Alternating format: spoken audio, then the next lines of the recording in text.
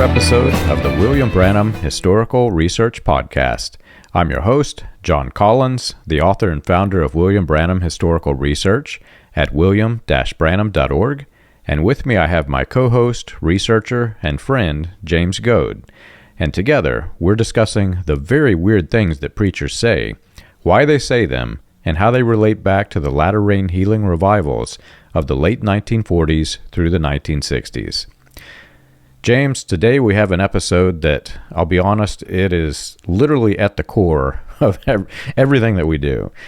This is such a weird thing for me, because if you were raised and mentally molded into this ideology, this sounds normal. And in fact, you know, we have a lot of people who are watching the YouTube videos or listening to the podcast that are still either sympathetic to the cult that we escaped or who are actually still in it, which is another funny story for another day. But they'll hear all of this and they'll think that we're just anti-biblical heathens because we're calling it out. But we have this entirely different crowd of people who were never in this, who are interested to learn more about it. And historians, psychologists, different people, and they look at it and they think, man, this is really, really weird. So you got this weird balance of people, right? And because we were raised in it, it molds us a little bit. We think even still slightly different than people who weren't. And I think some of that's going to come out in this episode, but I'm interested to get into this one because it's going to show a little bit of our character and our upbringing and get into what makes us who we are. And honestly, like I said earlier, that's the heart of this podcast and the heart of everything that I do. Right. And opinions aside for a second on what the implications of some of this stuff is, it allows us to, like, this is all a process, even for me and for you, as we go through and we're digging through these things and we're, looking under all the rocks that we were told not to look under when we were in this stuff. And sometimes that process alone brings its own healing, let alone with what you actually find, because you're allowing your brain to do the stuff that you were told you couldn't do, because you would be damned to hell for even attempting to do this, because you're becoming an agent of the devil. This subject of faith healing and, some of the things that were taught inside the message and things that we all believed and heard growing up, some of the implications it has and the things that it's done to people's lives is horrible. There has been horrible things that have happened as a result of some of these doctrines that have been propagated throughout, even today, that are still going on. And it's so sad because, there's people. I remember when I was in it and I was taught these things were real and that everything that Branham said was thus saith the Lord. And if it wasn't, then, he just got something wrong to fool some people, and you were taught the healings and the prayer lines and everything was completely 100% God. And that was, even if Branham was off on something, when the healing ministry was going on, that's when God was moving. That was God 100%. And it's so crazy, and that's why this will be a very interesting one for us to dig in and look at and just kind of see where it takes us. Yeah, I agree. And I'll preface this show with the clear understanding that we're not attacking people who believe that God can heal. That's the first thing. I'm already countering this, because that's the first comment we're going to get. You guys are attacking people because you don't believe in faith healing. It's different than that. You have to separate what is fantasy and what is biblical. And I'm even going to take a middle ground in between even that, because you have to separate what is not only what's fantasy or biblical, but you also have to separate what's logical and what was the scheme of a con artist. Anybody who believes that God can heal that's a good thing. I'm not going to say that's a bad thing. But what about the person who had an accident and their leg was severed off? You don't find too many faith healers bringing those people through the line. You know what I mean? They're going to find people, oh, you have a stomach trouble. Just pray and be well. Well, I have stomach trouble, and I don't go to this big fancy faith healing thing, and my stomach gets better. I know I have friends who have had cancers, and their cancers, some of them had to go through extensive treatment for their cancers, and they got better. Others, not every cancer is life-threatening. I'll just say it like that. Not every disease is one and the same, but a lot of these con artists, what they try to do is they try to claim that it's a mind over matter thing. If you can mentally put it out of your mind that you have this thing, then they'll promise you healing. But they never promise you healing on the things that they know will not get better. Like if your leg is severed off, you're not going to find too many men who are doing this, right? And I can assure you, if you go to church and one of these faith healing churches and you're missing an arm, I can assure you, if you go to the platform, you're not going to find the minister say, I command that arm to grow back. and in 3 weeks, you just watch, it's going to grow back. You're not going to find this. They realize that God does heal, and they mentally, whether they are a con artist or whether they're just a minister who actually is fooled themselves, there is a deep understanding that God does heal, and the way in which God heals is God has given our bodies the power, in some cases, to heal itself. In other cases, there are times where simply this is a burden that you're going to have to bear in this life, and they realize that too, because they're not praying for the people who lost an arm. Right, and I've even seen instances where you have somebody with a lifelong illness, and they're around these movements, and the movement itself was birthed off of this core of divine faith healing, and the people today that are still around it, they're like, well, if anything, the anointing should be greater because we're that much closer to the end. God's pouring out his blessings and everything upon this movement, which in this case would be the message. And so people work themselves up in a frenzy because they're like, we should be able to do, we are the manifested sons of God. We should be able to take this on into its logical conclusion here, and we should be able to cast out the demons and regrow the arms and all these things. And so you see some movements where, it's not just the ministers, but they're getting the congregation, the people who have the faith to help get involved in these prayer, lines and things. And actually, you actually get the buy-in of the people when that's going on. And that creates another interesting psychological phenomenon as well. But it's sad when you see some of these things where people they've got these lifelong illnesses and they're in the message or other movements, and then they have to keep up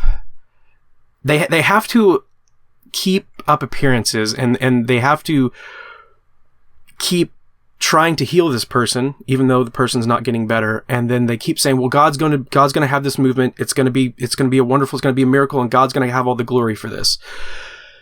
And then when the person eventually passes away, which is a very sad thing and very sad for all the family members involved and all that, but the ministers then turned it into God did get the final glory because they got the ultimate healing, and the ultimate healing is death, and they no longer have to suffer and toil with us in this mortal coil. And it's not that they didn't have the faith in this instance. They may have had all the faith, but God chose to allow them not to be healed to strengthen your faith. And I don't know, it's just sad because we've seen all the examples throughout your research and others, and what was going on in a lot of these meetings that people have built this fantasy on in some situations. And it's sad to see this still controlling people's minds, and in some instances people don't even seek proper medical help because the minister says it's about your faith, you got to have the right kind of faith. And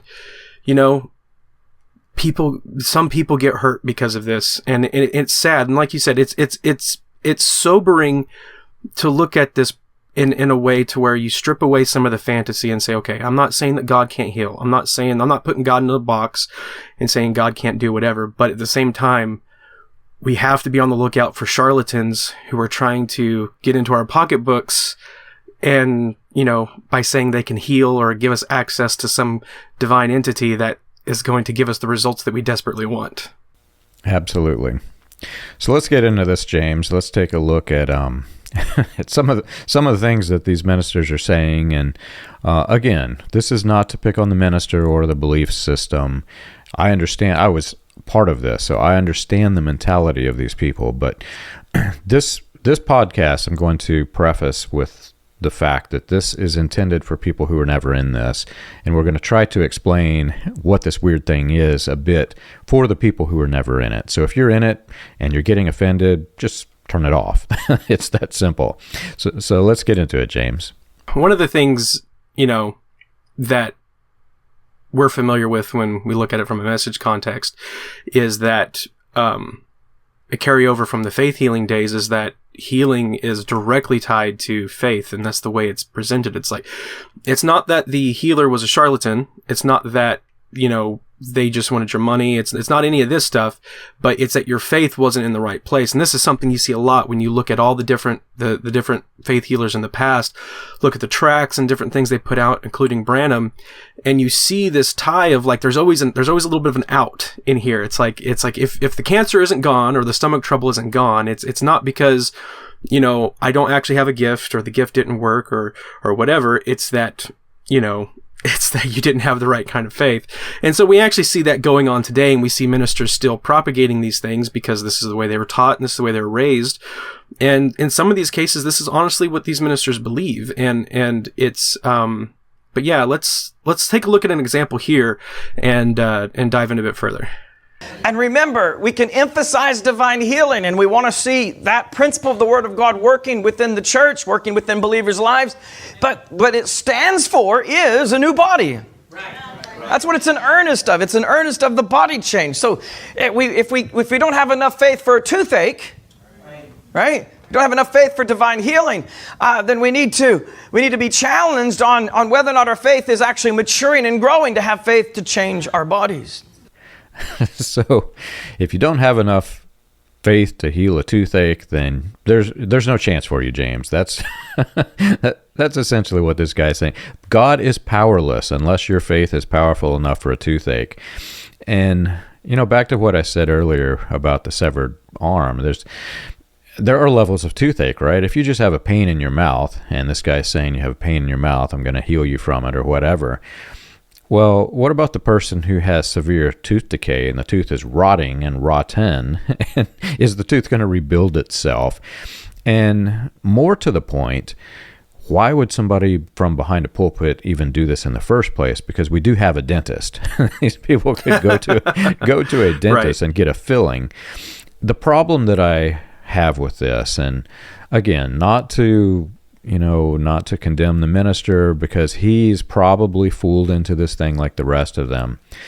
But the problem is this is a man who has an influence over several people. And because of this man is a predator. And whether he knows it or not, whether he is, whether he himself is duped or not, he is spiritually abusing the people. Because there are people who are so devout sitting in the congregations that they're going to hear this man say this with tooth decay, and they're going to think, well, my gosh, I better not go to the dentist because what if that means I don't have enough faith? And, oh, by the way, in this religion, you have to have enough faith to have rapturing faith. So if your faith is not even good enough for a toothache, ultimately, if you follow all ends to their logical conclusion, this man is saying that you do not have enough faith to be caught up into the rapture and make it into heaven. So therefore, you're doomed to hell because you have a toothache. Right. And, even in this context, in a message context, that faith also extends into your belief in the actual movement. So if you don't believe in Branham, if you don't believe in the message, then that's also hindering your actual faith. And then that's also another reason why maybe you listen to a podcast somewhere and maybe there's a little bit of questions going on and maybe that's why your healing isn't coming through properly. There's all sorts of things that I've seen instances of ministers say, and it's sad because, like you said, it puts God in such a small box, and it makes God so weak that God can't do anything or won't as a punishment for your faith not being right. And it's so sad to see people look at God in this way, because it really does run counter to the gospel. And the New Testament is essentially built on the idea of whosoever will, and it's like, why would healing be any different? Whosoever will call on the name of the Lord. I mean, it's just like, why are we doing this to people? It seems kind of sad and counterproductive, honestly. But it's not like the minister is just coming up with this on his own either, because in this case, in a message context, the minister is just quoting Branham. Yeah. And, I have this quote here from, Branham in 1947, faith is the substance. And he says here, now many people come through the line and they say, oh, I have the faith to be healed. And friends, they pass by. I know they haven't enough faith to cure a toothache. That's right. And some of them, they're coming through with cancer and say, I have faith to be healed. They do not have faith. My scripture lesson tonight is faith is the substance of things hoped for, the evidence of things not seen. See, it's a substance. It's something direct, something that you really have, not something that you imagine, something that you think you have, but it's direct, positive act that you have. See what I mean?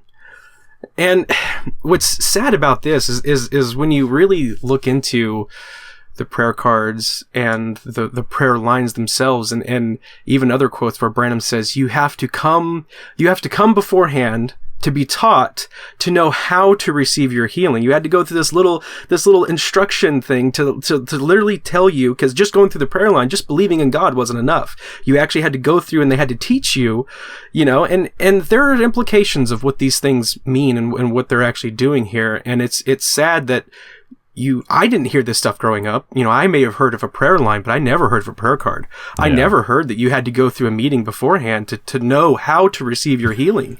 And when you see this stuff and you're like, I begin to see why some of these things are just forgotten in the annals of history, because people don't want you to know about some of these things. Oh yeah. And for me, that's the biggest problem.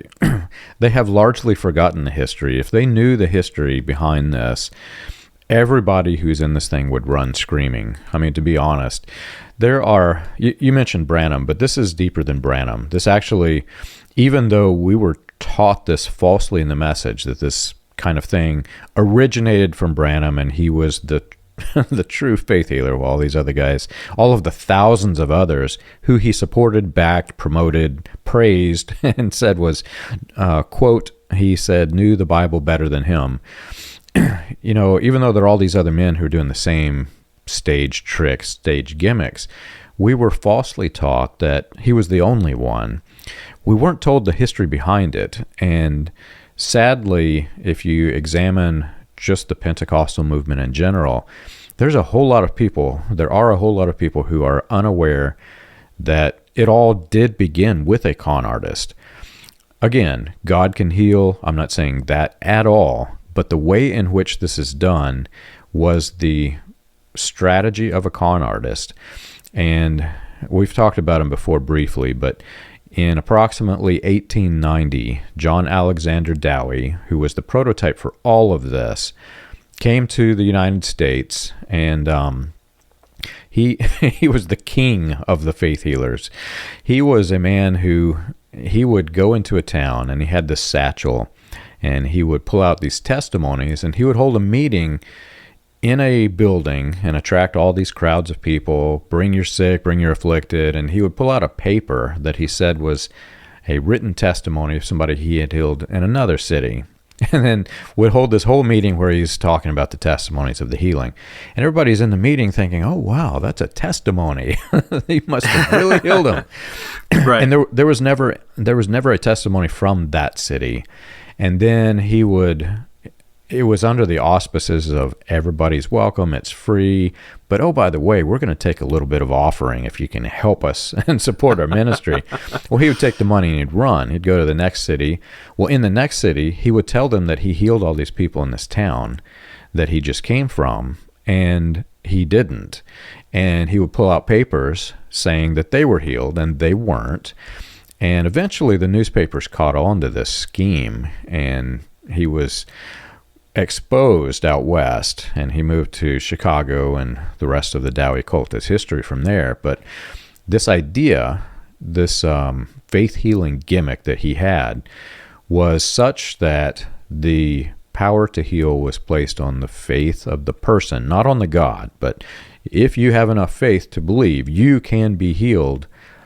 And God was literally taken out of the equation. It was just him as the conduit between God and man, the mediator between God and man, and the individual who wanted healing. And then the problem is almost nobody was healed. There were some people who had slight illnesses and afflictions who they did get better, but they would have got better without this guy. The vast majority of people it was fraudulent healings, and all of that was fully exposed.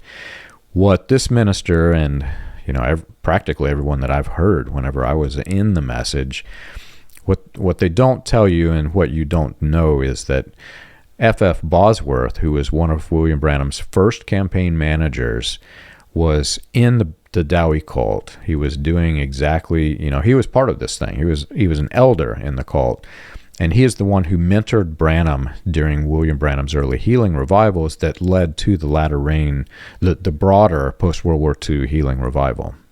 Right, and it's one of those things where, like you said, not saying that no one was ever healed in any way, shape, or form, because, God is God, and God can do what he pleases. But it's one of those things where,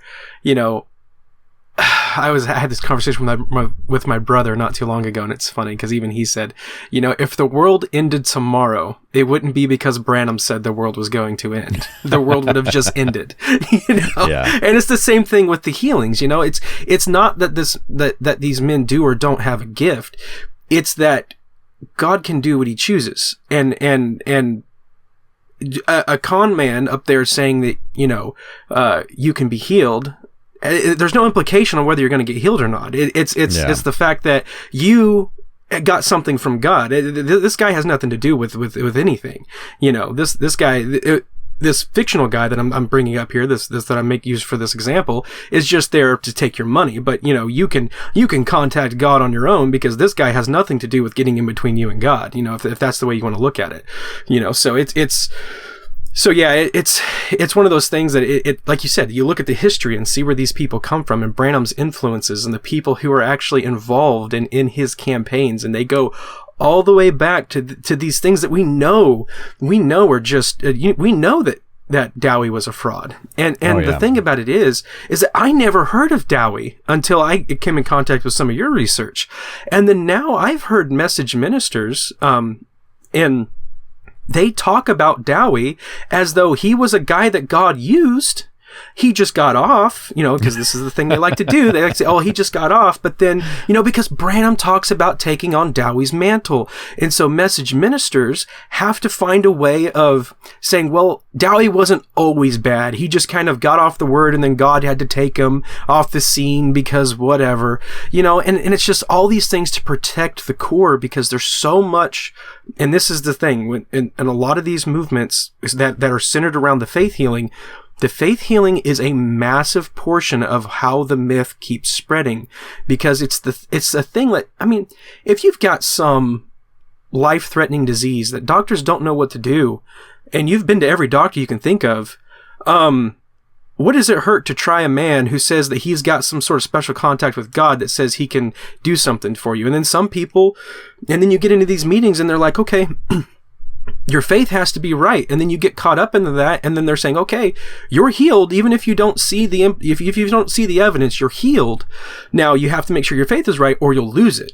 Because God's doing a work on you, but you'll lose it if your faith gets below this certain level, and man, it's so sad, because there's people that desperately need something in their life to whether it's a disease or something that they're desperately battling, and they need some hope, and sometimes people get to the end of the rope and they're willing to latch on to anything, and that's when people are vulnerable. And you've seen so many people who have been in their most vulnerable state been taken advantage of by some of these people, and it's so sad. It's so sad. Yeah, it's horrific. And I know I'll get called out for using the word predator over a man who's talking about a toothache, but if you really think about what they're doing to the minds of the people, they're giving them false hope in many situations. I understand God can heal. Again, don't get me wrong on that. But it's none of the business of the minister to even get involved with that. It's between the person and God. If you want to pray to God for your healing, that's fine. The minister can't help you get healed better because he is the one who helped you pray to God. And that was the whole problem with this whole faith healing movement. They created all of these stage personas that each had these fictional life stories and overglorified personal quote-unquote experiences, all of this weird mess. And they presented themselves such that they were the mediator between God and man, and that if you showed up to these revivals, your chances of healing was going to be far greater than if you got in your closet and prayed to God for your healing. Well, that's not even biblical. In fact, that's anti-biblical. And what happened was, Dowie, I know that I've seen it too. They praised this guy. This was a Christian mob boss, plain and simple.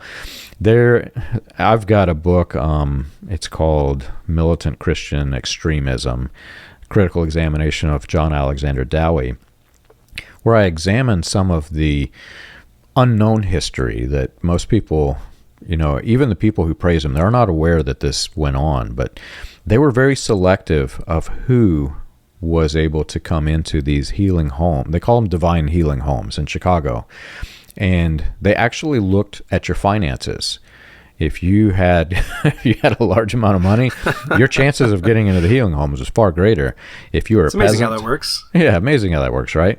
And oh, by the way, when you went into these things, you had to forfeit either large sums of money or everything, all of your life's possessions, to get into these healing homes. And it was a pest house. You got in, and there were all kinds of diseases that were, they were contagious diseases that were spreading in these pest houses. And this guy's pretending that he's healing them. Well, at night, under the cover of darkness, the hearse was slipping the bodies away as people were dying in this thing. And while they're dying, Dowie and his henchmen are telling all the people that know they're being healed, come give me your money so that you can get involved with this thing.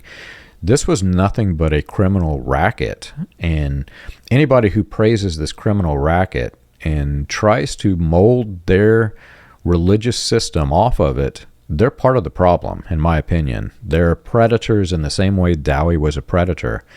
And if you look at the conduit of progression of this thing that Dowie created as a Christian mob boss, Dowie created the scheme, and it was a massively profitable, we're talking millions of dollars, 10 million I think it was, back in that day, which is like $500 million in today's money.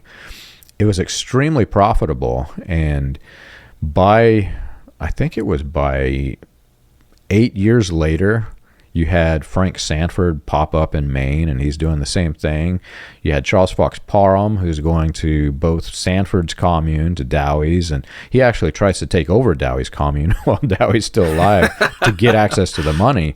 Well, this turned into this money-making scheme, and it was nothing but Christian organized crime. That's all it was, pure and simple.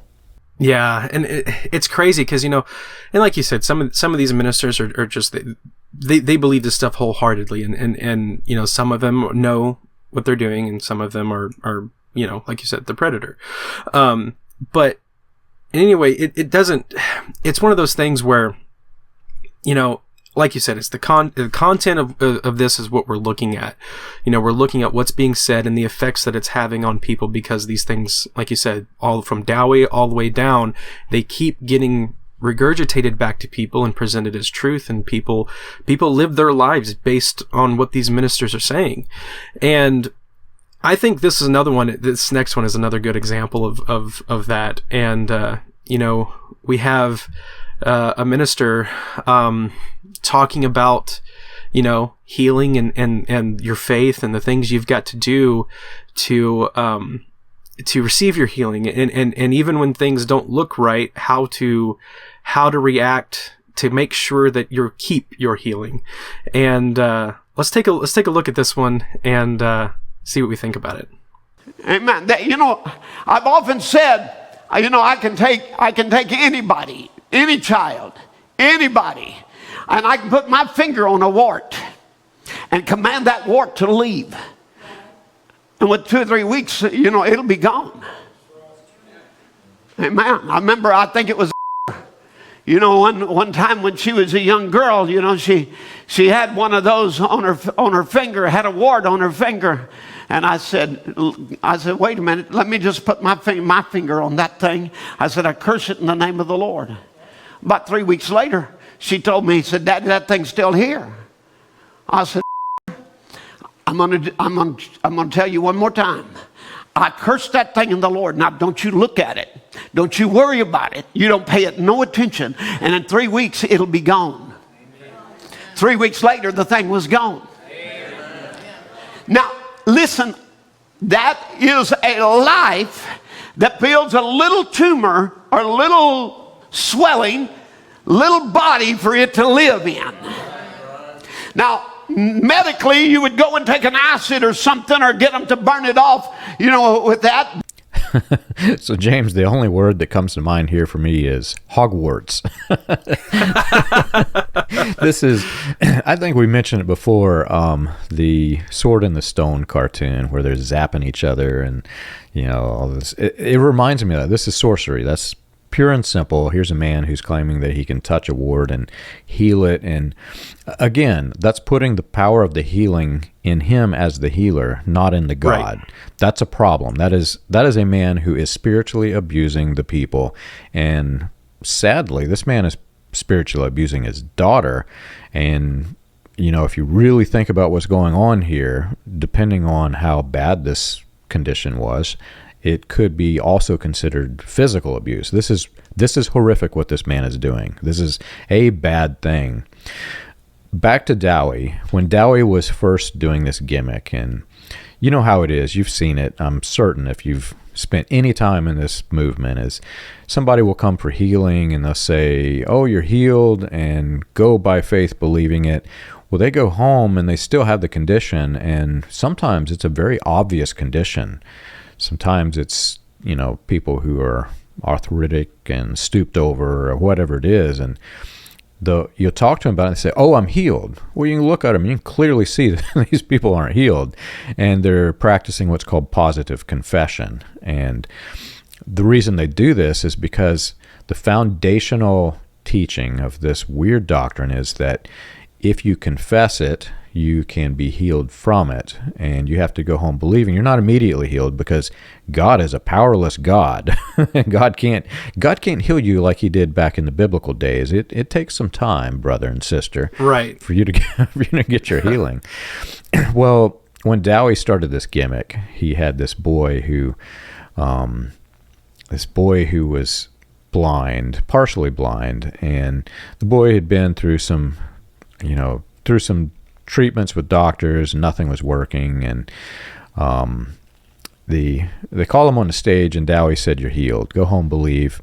Well, the same boy was used as a prop in another city because he claimed that he could be healed. So Dowie got him on stage, and he held up a dollar bill and asked the boy to describe it, and the boy said, that's a quarter. And Dowie said, oh, well, Georgie here is only a quarter healed. And, you know, it's so problematic because these people are they're making them into liars. That's essentially all positive confession is, turning somebody into a liar. You're lying that you're healed when you're clearly not. Everybody around you knows that you're lying. And if you're in this belief system, it's okay to lie. As long as it's surrounding faith healing, well, it's okay to lie. That's what they're teaching you. And that's spiritual abuse, because some of these people have conditions. In fact, I examined this in the Dowie book. There are many people who died because Dowie trained them to this positive confession religion for diseases that they could have simply went to the hospital and been cured. Some of them were curable diseases, and they died. And there is no greater evil than a man who will kill your children because he is a con man who's trying to trick you out of your money. And that is the foundation that all of this was built upon. We're talking William Branham's ministry was built on it. He was trained from Bosworth. We're talking Pentecostalism in general, to some extent, was built on top of this. This is problematic. For me, this is really, really bad. Right, and it's still going on today. I mean, we have large movements today that are still doing these same things and have large parts of their ministry are all about healing and prayer, and it's troubling to see, because a lot of these things, when you dig in and you go, their roots all the way back, go back to these same people and influences, and you know, it's the lie just keeps perpetrating itself, and the con, it gets more deceptive, because as technology grows and people have access to more information, the con has to get smarter, and it has to go a little different way to keep working. But it's the same thing. It's just got a little different face on it. You know, and it's sad because, you know, the positive confession thing, I know a lot of people use the examples of positive confession to even keep building up Branham's credibility. And they say, well, there were actual healings. And I'm not saying that there was nobody in any of those meetings that had a positive outcome. I'm not saying that.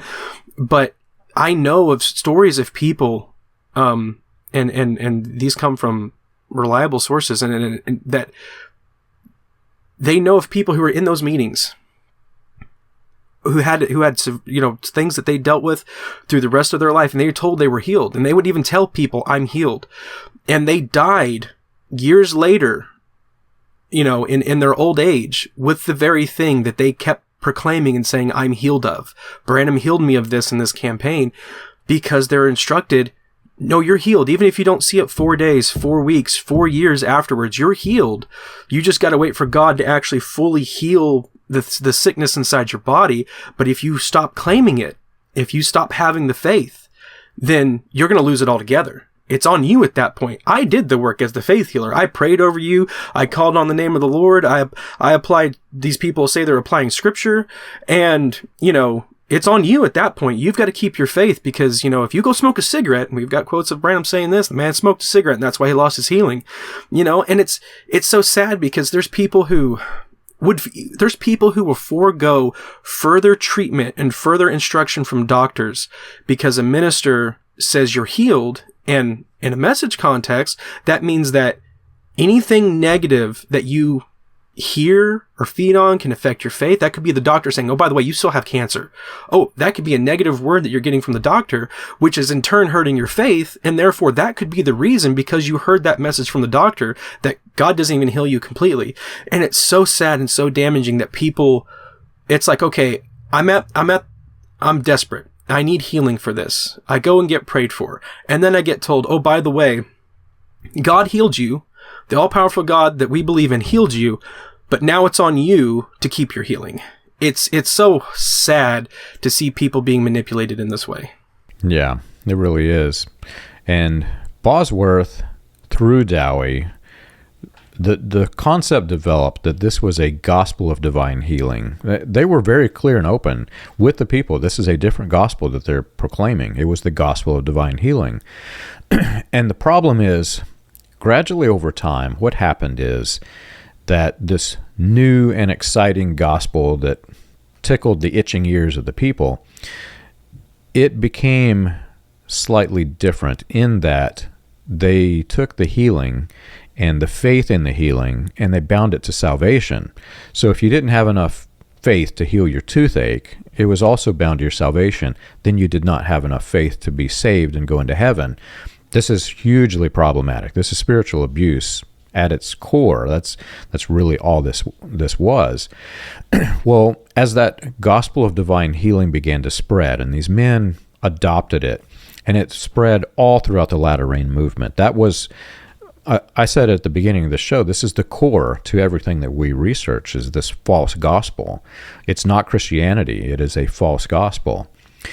To somebody who has never been in this false gospel, you're looking at it and you're thinking, well, this is just really weird. Why would you believe this? Just go to a doctor. But it's not that simple. It's deeply embedded into your core being, and you really think that you're not going to be saved if you don't have this faith to heal toothaches, or this Hogwarts power to touch a ward and make it disappear. And, it's anti-biblical. This is an anti-biblical, heretical, horrific thing that they're doing. But more to the point, it was a false gospel, but think of the communities that were built around this false gospel. I've been to normal churches now that were never part of this thing, and they believe that God can heal the sick. We're taught in these cult message things that everybody who's in a denomination doesn't believe in it.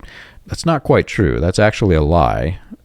They do believe this, but they don't focus on the minister as the mediator between God and man to heal the person. The way it works in a normal church, and I'm preaching to the choir for everybody who's listening who has never been in this, but if somebody's sick, they bring him forward and they pray for them. Some of them will anoint them with oil, as is biblical. They're talking about different ways in which the Bible talks about healing the sick, and they adhere to all of this, right? They want the person to be healed. They would love it if God heals them, but they also accept it if God chooses not to. In these cult, weird, different gospel things, they don't allow for the case whenever God doesn't heal a person. They want to put the power in their hands to make the decision for God, which is problematic. But more to the point, there are some cases like, again, the severed arm. Well, that's a different case altogether, brother and sister. That person's probably not going to have enough faith. Well, you're rendering God powerless, right? And It would be a great thing if God could grow the arm back, but I can guarantee you that's highly improbable. But the communities that are built around this thing, when you go to a normal church and you see what happens, they pray for the sick, they all want the person to get better, but they're not given a false gospel. And so they realize that some people do not, and they build a support system around it. So if the person has cancer, we're going to create a meal train. We're going to bring food. We're going to help you mow your lawn. I'm going to help you do your laundry. There's this community that comes together around the sick and afflicted that is beautiful. If you've ever been trapped in this kind of cult and you experience real Christianity, not this evil thing that we escaped, you experience what it is to be in a good community, a good, healthy church, you're going to look back on this and you're going to think, this is the lowest form of evil. These men are predators. They're preying on the sick and afflicted. They're taking the ones who need help the most, and those are the ones that they're preying upon. And it's so wrong, James. It angers me. It really angers me what they're doing. Yeah, it's hard to be calm sometimes when you look at the effect this has on people, and sometimes it's people close to you, people and it's, so sometimes we have real world stories that we can pull off of for some of this stuff, and it makes it real. It really does. And one thing that I've looked at some is I've tried to understand how we're able to be caught up in stuff like this, and one thing that stuck out to me is I've studied a little bit on, ancient cultures and ancient, even the Aztecs and the Incas and stuff like that, where human sacrifice was something that these cultures did.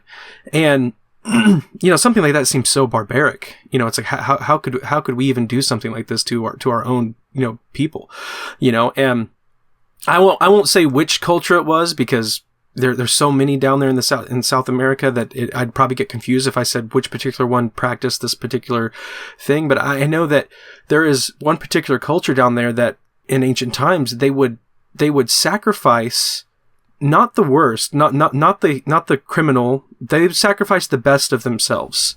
Yeah. The most beautiful girl in the village, the most strongest warrior. They would sacrifice them to the gods. And the reason why they sacrificed them was because, to keep the world in balance, to keep nature in balance, and to keep the gods happy.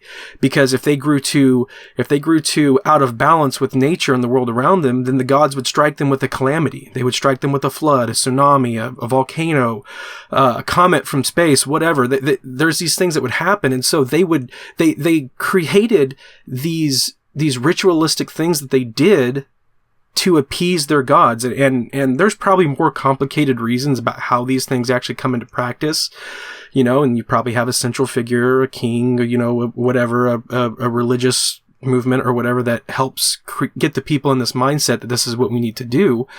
But without having some of the history, it's really hard to really fully know exactly how some of this stuff comes into play.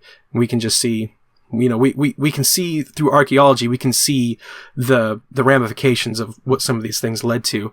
But I think that there's something in us as humans that allows us to be susceptible to these kinds of things, where the fear of being out of sync or out of favor with God will allow us to get caught up in things like this, because we see it all throughout history that people have done worse and similar things in trying to get in favor with God. And just the fact of your faith needing to be on the right level to receive your healing, it's not that far-fetched for what people have done throughout history to stay in favor with God. And it also makes me worry sometimes about what some of these movements are capable of doing, when the whole thing is your faith has to be to this certain level. If your faith is not here, we should be seeing, and you hear this in the message where the ministers are talking about, we should be seeing miracles on a daily basis. We are close to the end. The end is nigh.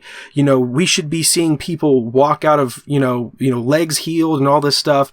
Our faith needs to be getting to the right level as a collective. And when those sorts of pressures, you've got the end time, you've got the healing, you've got the faith. It's like, where can these things go? What can this lead to? And I think we've got a ton of bad examples of where these things can go. And I don't want to see any of this stuff get that far.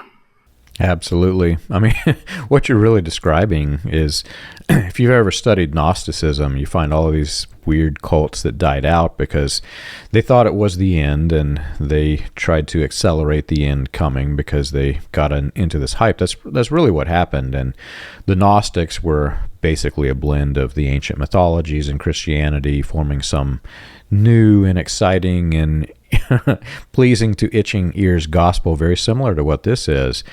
I was just thinking as you were talking, we could almost take any of the ancient cultures and we could do spin-off episodes of them. I think the Mayans is the one that you're talking about, if I'm remembering correctly. But we could take all of the mythology around the Mayan culture and how they lived, and you can find trace elements of that in this religion, because this is not a religion based on the gospel. It is an anti-gospel religion, and it might be a good idea to examine some of those, because I think people are largely unaware.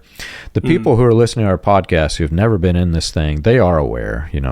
Many of them have actually made that comment to me, one even recently. But I will say this: people who weren't in it and who watch these things, I've noticed there's this tendency to turn it into the spiritual warfare, where you're spiritually fighting, trying to convince the people that no, you're in a false gospel, and if you're sick, you need to get out of there and get to a doctor, which is good. I'm not going to say that's bad, but there's a better way to go about this. When you're in this mindset, you're literally trained that it is a life or death situation, that these people who are trying to help you go to a doctor and escape this thing, you're taught that that's the demon spirit, And so you don't want any, you don't want to listen to the demon spirit, right?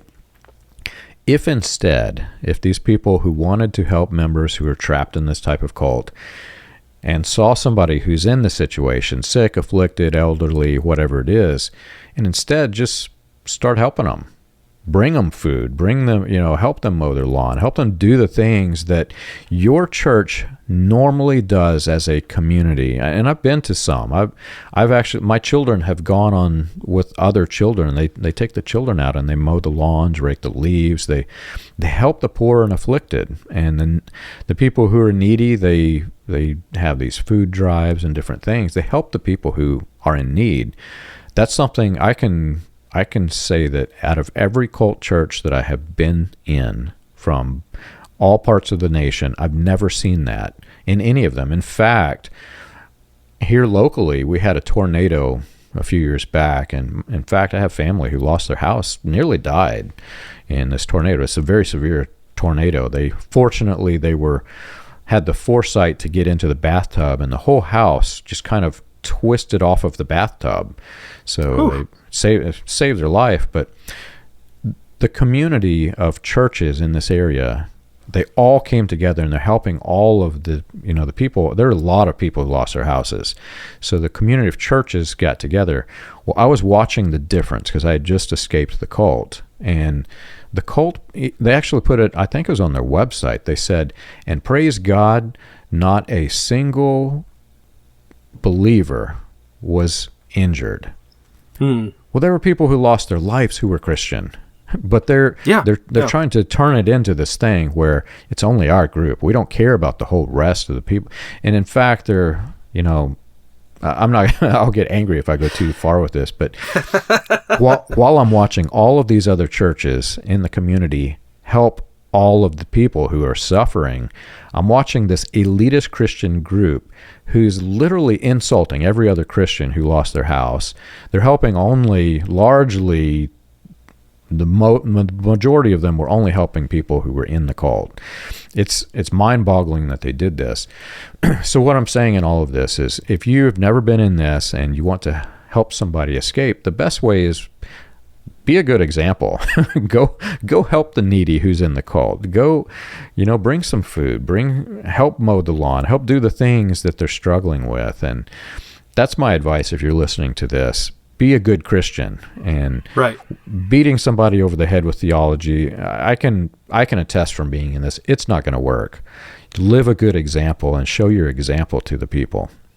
Being a good neighbor is something that not a lot of people experience from, their fellow man. And it's amazing how much just being that kind of person to somebody, how many doors that can open with people. And it cuts beyond all the nonsense, because there's so many people out there that are desperate for a real connection with other people.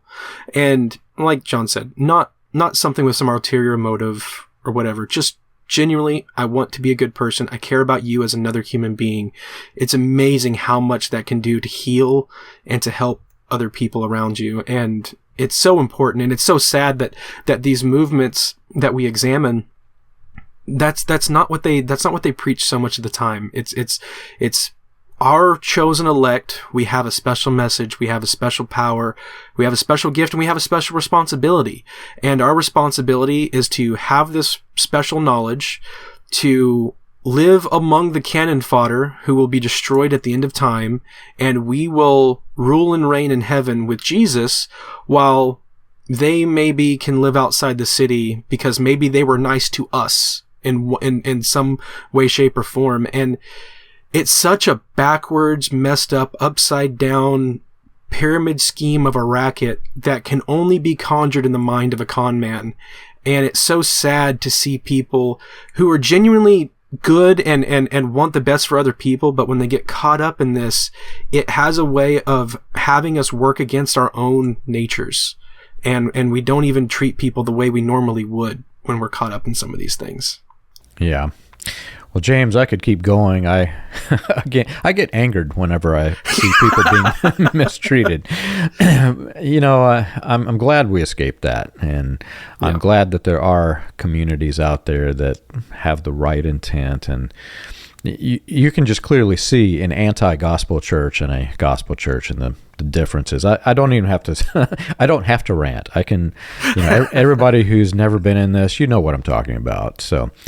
If you have weird doctrines that you'd like for us to discuss on the show, you can contact us on the web. You can find us at william-branham.org. And for an overview of the historical research of William Branham and the healing revivals, read Preacher Behind the White Hoods, a critical examination of William Branham and his message, available on Amazon, Kindle, and Audible.